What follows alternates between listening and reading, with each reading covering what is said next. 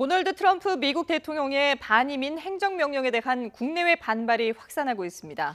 하지만 트럼프 대통령은 오히려 자신의 정책을 비판하는 언론과 정치인을 몰아세우며 강력한 의지를 내보이고 있습니다. 네, 국제부 연결해서 관련 내용 살펴보겠습니다. 박신윤 기자. 네, 국제부입니다. 미국 전역에서 트럼프 대통령의 반이민 정책에 반대하는 시위가 번지고 있는데요. 오바마 전 대통령도 비판의 목소리를 냈다고요. 네, 그렇습니다. 참고 있던 오바마 전 대통령도 드디어 목소리를 냈습니다.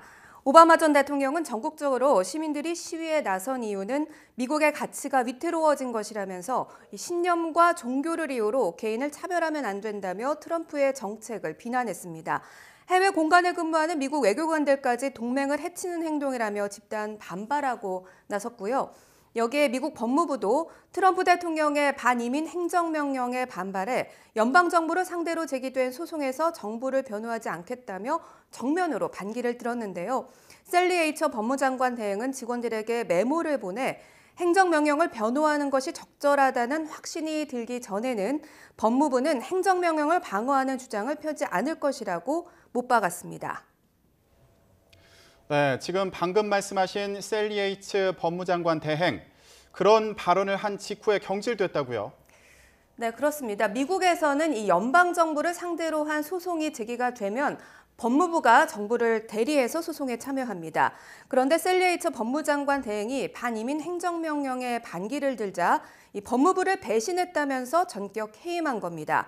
그리고 새 법무장관 대행에 데이나 보엔트 버지니아 동부지방 검사를 임명해 제프 세션스 장관 내정자가 취임할 때까지 장관 업무를 대행하도록 했습니다.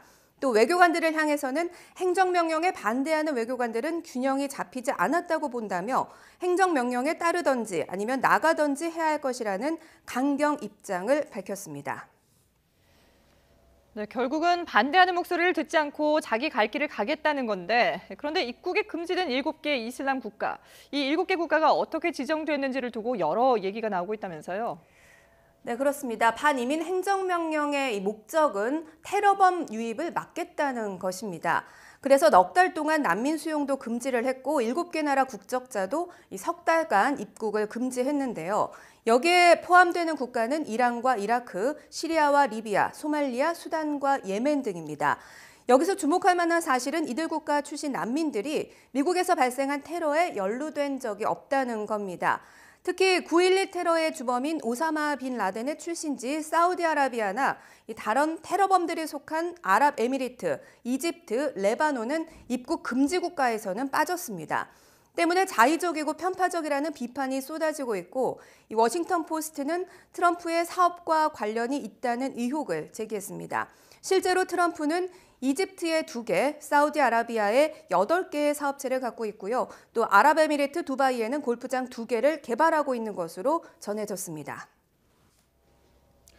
네, 트럼프의 이런 반이민 정책에 대해서 우리 교민 사회도 걱정이 많을 것 같은데 어떻습니까?